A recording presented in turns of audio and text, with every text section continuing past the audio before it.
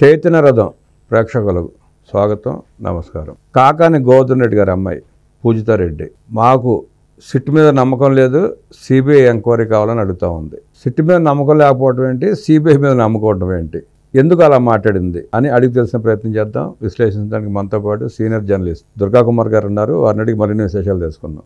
Sir నమస్తే. నమస్తే బ్రహ్మం గారు, మన చైతన్య రథం వీక్షకులు కూడా నమస్కారం. నిన్నటి దాకా పోలీసు వ్యవస్థను తమ గుప్పిట్లో పెట్టుకుని రాష్ట్రంలో ఎలాంటి అరాచకాలు సృష్టించారో చూసాం. ఆ కాకాని గోవర్ధన్ రెడ్డి మాజీ మంత్రి క్వాడ్జిని ఎంత దారుణంగా దోచుకున్నాడో చూసాం. పోలీసు నోటీసులు ఇస్తే సమాధానం చెప్పలేక భయపడి పొరుగు రాష్ట్రాలకు పారిపోయాడు. అలాంటి వ్యక్తిని పట్టుకొచ్చి పోలీసులు విచారణ చేస్తున్నారు. ఈరోజు వాళ్ళ అమ్మాయి ఈ రాష్ట్ర పోలీసులు చేసే విచారణ మీద మాకు నమ్మకం లేదు, సిబిఐని అడుగుతూ ఉంది. సిబిఐకి సిట్కి తేడా ఏంటంటారు, సిబిఐని ఆవిడ అడగటం గల కారణం ఏంటంటారు? అసలు బ్రహ్మం గారు, ఇక్కడ మనం కొన్ని విషయాలు స్థూలంగా ఆలోచించాలండి. ముత్యాల ముగ్గు సినిమా మీరు చూసుంటారు. రావు గోపాలరావు అని, అది అతను అందులో హీరో అనుకోండి, విలన్ అనుకోండి, అతను వృత్తి ఏంటంటే ప్రతి దాంట్లోనూ తను లబ్ధి పొందటం, సెటిల్మెంట్లు చేయటం. అంటే కుటుంబ సెటిల్మెంట్ల దగ్గర నుంచి షిప్పులు ముంచే వరకు ఏ సెటిల్మెంట్ అయినా చేసేస్తాడు అతను. అంటే డబ్బు రావాలి అంతే అతనికి. అట్లాగే మొన్న వంశీ విషయంలో కూడా వాళ్ళ భార్య వచ్చి అమాయకంగా పంకజశ్రీ గారు ఎలా మాట్లాడిందో, ఇప్పుడు పూజితారెడ్డి కూడా అలాగే మాట్లాడుతుంది. కేవలం తండ్రి అరెస్ట్ అయ్యి సందర్భంలో బయటకు వచ్చింది తప్ప అసలు ఆమెకి ప్రజా జీవితంలో ఏం జరుగుతుందో కూడా ఆమెకి ఏం తెలియదు. వాళ్ళ తండ్రి చేసిన నేరాలు ఘోరాలు కూడా ఆమెకి ఏం తెలియదు. పోలీసుల మీద ఆయన అంత అవాకులు చవాకులు పేలినప్పుడు కానీ ఆమె మాట్లాడలేదు. తర్వాత తండ్రి మీద క్వాడ్జి దోసుకు తింటున్నాడని తెలుగుదేశం నాయకుడు, ఆయన నెల్లూరు జిల్లా లీడరు చంద్రమోహన్ రెడ్డి గారు అంత ఉద్యమాలు చేస్తున్న టైంలో కూడా ఆమె అసలు బయటికి రాలేదు, నోరు ఎత్తలేదు. ఆమెను అసలు ప్రజలు ఎవరు కూడా మనం చూడలేదు. ఫస్ట్ టైం ఆమె బయటకు వచ్చి ప్రెస్ కాన్ఫరెన్స్ పెట్టింది. కనీసం కుటుంబంలో వాళ్ళైనా మద్దతు, వాళ్ళు ఎవరు కూడా వాళ్ళ పార్టీ తరఫున మద్దతు ఇచ్చే పరిస్థితి లేదు. ఎందుకంటే అది చాలా పెద్ద కుంభకోణం. ఆ కుంభకోణం అది పైన ముఖ్యమంత్రి దగ్గర నుంచి ఇక్కడ కింద స్థాయి ఆ నాయకులు రాక తిన్నారు తప్ప అది కార్యకర్తలకి, మామూలు జనాలకి ఏమి ముట్టలేదు. కాబట్టి కార్యకర్తలు ఎవరు స్పందించలా. కనీసం కుటుంబంలో సభ్యులన్నా రావాలి కదండి. అందుకని ఆ అమ్మాయిని బయటికి తీసుకొచ్చారు. ఆమెకు అసలు ఆ కేసు గురించి ఏమీ తెలియకుండానే మాట్లాడుతుంది. అసలు అంత క్వాడ్జీ విషయంలో అంత అక్రమం జరిగి ప్రజల సొమ్ము దోసుకు తింటే కొన్ని వేల, ఆయన వాళ్ళ తండ్రి మంచితనం గురించి చెబుతుంది, ప్రజాసేవ చేశాడు అనుకుంటున్నాను తప్ప నాకు ఇవన్నీ ఏం తెలవని కూడా చెబుతుంది. ఆమె తెలిసినంతవరకే ఆమె మాట్లాడుతుంది. కానీ మరి ఇంత కోట్ల రూపాయలు, వందల వేల కోట్ల రూపాయల ఆస్తులు ఎలా పెరిగినాయి అని ఆమెకు తెలిసి ఉండాలి కదా. ఆమె మైనర్ బాలిక ఏం కాదు, ఆమెకి పెళ్ళయింది నేను అనుకుంటాను, పిల్లలు అందరూ ఉన్న పెద్దామే. ఇప్పుడు తండ్రి దీని గురించి మాట్లాడుతుంది, సిట్ గురించి. సిట్ అనేవాళ్ళు ఇవాళ అక్కడ ఆధారాలు లేకుండా ఈయన మీద కేసు పెట్టలేదు. ఆయన సుప్రీంకోర్టు రాక కూడా ముందస్తు బెయిల్ కోసం కూడా వెళ్ళాడు. ముందస్తు బెయిల్కి వెళ్ళినప్పుడు కూడా వాళ్ళు యువతల ప్రాసిక్యూషన్ కూడా అడిగారు. అడిగితే మీ దగ్గర ఉన్న ఆధారాలు ఏంటన్నప్పుడు ప్రాథమికంగా సాక్ష్యాధారాలు లేకుండా ముందస్తు బెయిల్ నిరాకరించే పరిస్థితి ఉండదు సుప్రీంకోర్టు. వీళ్ళు ప్రాపర్ ఎవిడెన్సెస్ అన్నీ ఇచ్చి, ఇదిగో ఇంత కుంభకోణం జరిగింది, అన్అఫిషియల్గా మైన్స్ తవ్వేసుకున్నారు, అక్కడ క్వాడ్జిలో ఇంత అక్రమం అని వాళ్ళు చూపించబట్టే ముందస్తు బెయిల్ దొరకని పరిస్థితుల్లో ఆయన మీరు అన్నట్టు పక్క రాష్ట్రం పారిపోయి ఆయన్ని పట్టుకోవటానికి కూడా పోలీసులు 2 నెలలు పట్టింది. అతి కష్టం మీద ఎక్కడో ఒక మాసేజ్ సెంటర్లో ఉంటే మరి సరైన పరిస్థితిలో కూడా లేదని చెబుతున్నారు. ఆ టైంలో ఆయన పోలీసులు బట్టలు కూడా తీసుకొట్టే మాట తర్వాత, కానీ ఆయన ఒంటి మీద కూడా లేవు అంటున్నారు. పోలీసులే బట్టలు వేయించి ప్రెస్ ముందు ప్రజెంట్ చేశారని కూడా చెబుతున్నారు. కనీసం ఆ డీసెన్సీ పాటించారు. ఎందుకంటే వయసులో పెద్ద ఆయన, మాజీ మంత్రి అన్న గౌరవంతో. ఇప్పుడు ఆ అమ్మాయి మాట్లాడేది సిట్తో కాదు, సిబిఐతో కాదు.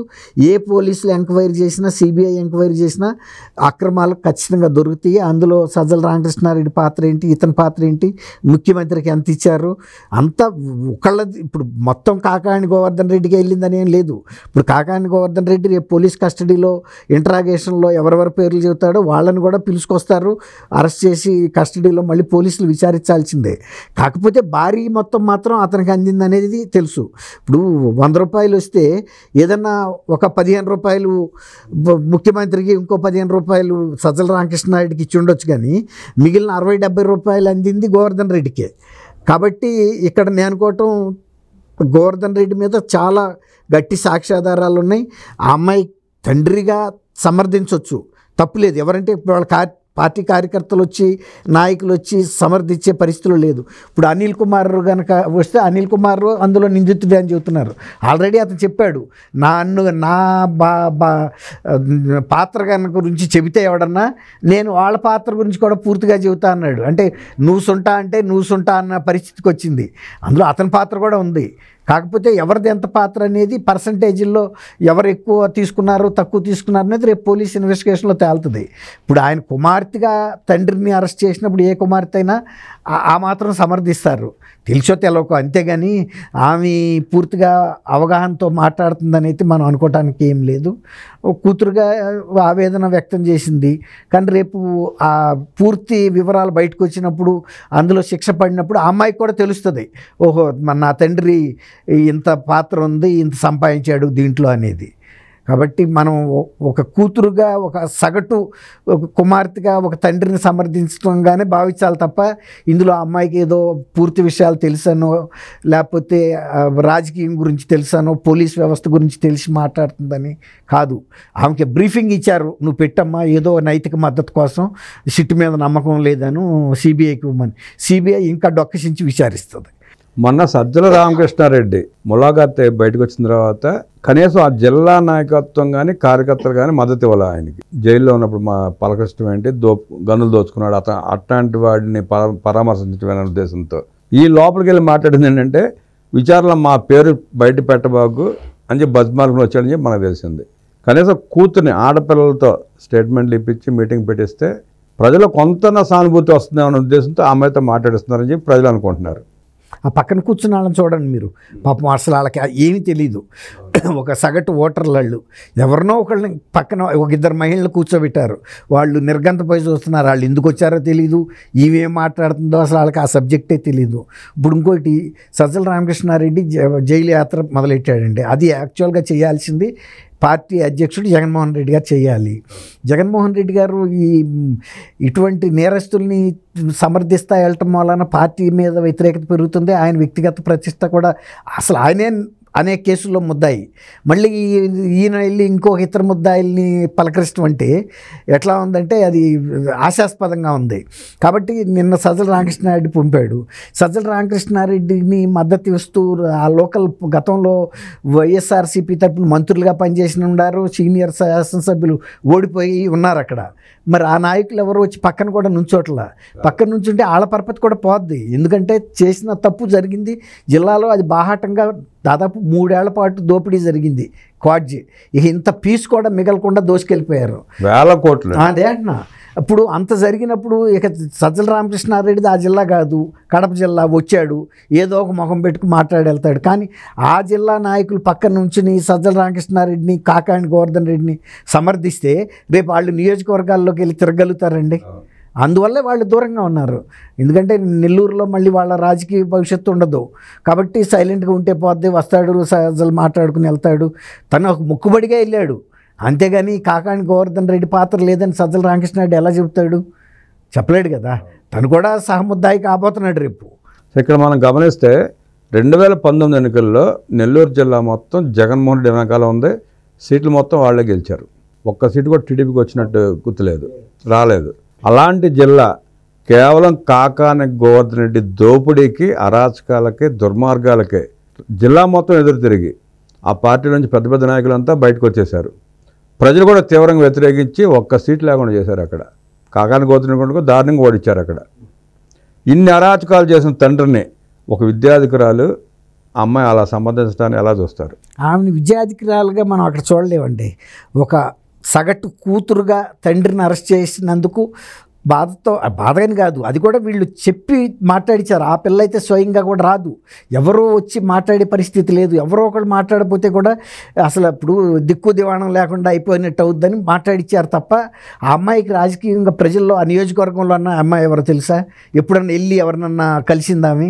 కాబట్టి ఒక సగటు కూతురుగా మాట్లాడిందే తప్ప ఆమెకు ఒక అవగాహనతోనూ లేకపోతే ఆయన చేసిన అవినీతిని సమర్థిస్తుందని మనం అనుకోవటానికి వీల్లేదు. ఒకవేళ కూతురుగా ఆమె సమర్థించిన చట్టం సమర్థించదు కదండి. కుటుంబ సభ్యులు సమర్థించవచ్చు, ఏది చేసినా సమర్థిస్తారు, తప్పదు వాళ్ళకి. కానీ చట్టానికి అవసరం ఏముంది, ప్రజలకి ఏమి అవసరం ఉంది? అందుకే ప్రజలు ఒకప్పుడు మీరు అన్నట్టు నెల్లూరు జిల్లా స్వీప్ చేసింది వైఎస్ఆర్సీపీ 2019 ఎన్నికల్లో. ఇవాళ అట్లాగే టీడీపీ స్వీప్ చేసేసింది. అసలు వైఎస్ఆర్సీపీ పునాదులు లేకుండా వెళ్ళిపోయింది. పిన్నెల్లి రామకృష్ణారెడ్డిని, నందిగం సురేష్ని, వల్లభనేని వంశీని సబ్ జైలుకి వెళ్ళి మరి పలకరించాడు జగన్మోహన్ రెడ్డి.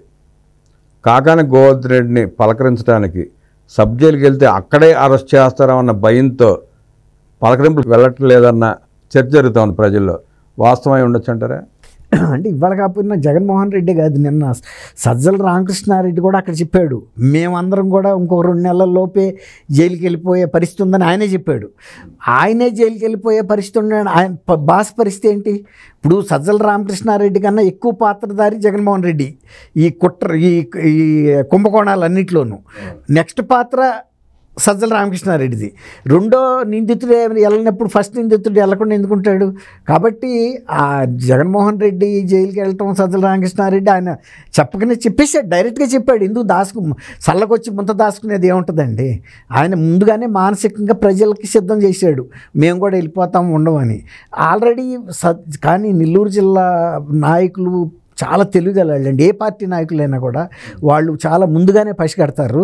తర్వాత ఇట్లాంటి కుంభకోణంలో వాళ్ళ సజ్జల రామకృష్ణారెడ్డి పక్కన నుంచుంటే కూడా మునిగిపోయే టైటానిక్ ఓడలో ఉండట్టేను.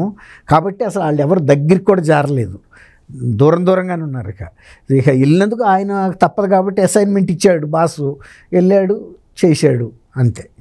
సో అడ్డగోలుగా 1000 కోట్లు దోచుకున్న వీళ్ళు సిగ్గు లేకుండా మేము జైలుకి వెళ్తామని చెప్పుకుని మరి తిరుగుతూ ఉన్నారు.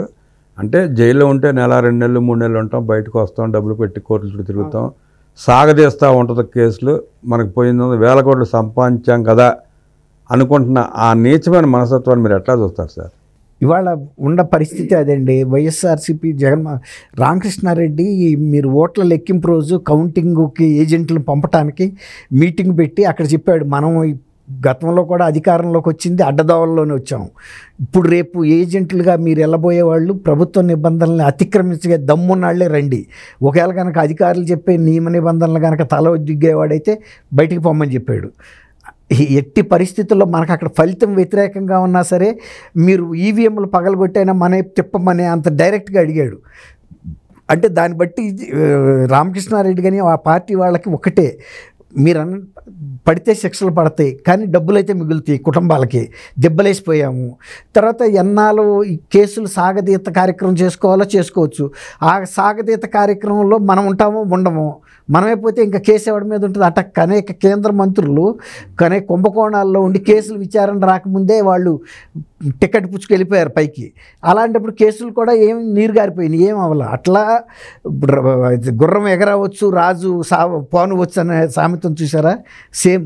కాబట్టి డబ్బుగా సంపాదించేశారు. కేసుల వీళ్ళందరికీ మీరు అన్నట్టు డబ్బులు. ఇప్పుడు వాళ్ళ అబ్బాయే ముందస్తు బెయిల్ కోసం సోషల్ మీడియాలో పోస్టింగుల మీద కొన్ని కోట్ల రూపాయలు పెట్టి ఒక లాయర్లను పెట్టుకుని ముందస్తు బెయిల్కి వెళ్ళాడు. కాబట్టి డబ్బులుంటే న్యాయ వ్యవస్థలో కాలక్షేపం జరపవచ్చు, కాలాన్ని కొంతకాలం ముందుకు తోసుకెళ్ళొచ్చు, వీలైనంత తోద్దాము, ఏది జరిగితే అది జరుగుతుంది. 1000 లక్షల కోట్లు సంపాదించాం, మేటేసుకుపోయాం, కేసులు ఏముందో జైలు ఏముంది, 6 నెలల లోపల ఉంటే బయటకు వచ్చేస్తే జీవితం గడిచిపోతుంది. కోర్టులో కేసులు తీరేటప్పటికి అప్పటికి ఎవడు రాజో ఎవడ పేదో తెలియదు.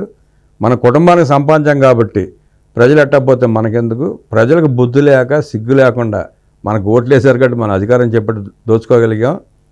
భవిష్యత్తులో కూడా ప్రజలు అవకాశం ఇస్తారో ఎవరో తెలియదు కాబట్టి ముందే దోచుకున్నాం కాబట్టి కోర్టు సంగతి తర్వాత చూసుకుందాం, ముందే దాచుకున్నాం అంటూ విశ్లేషించిన దుర్గా కుమార్ గారికి ధన్యవాదాలు తెలియజేస్తూ నమస్కారం. బ్రహ్మంగారు మన వీక్ష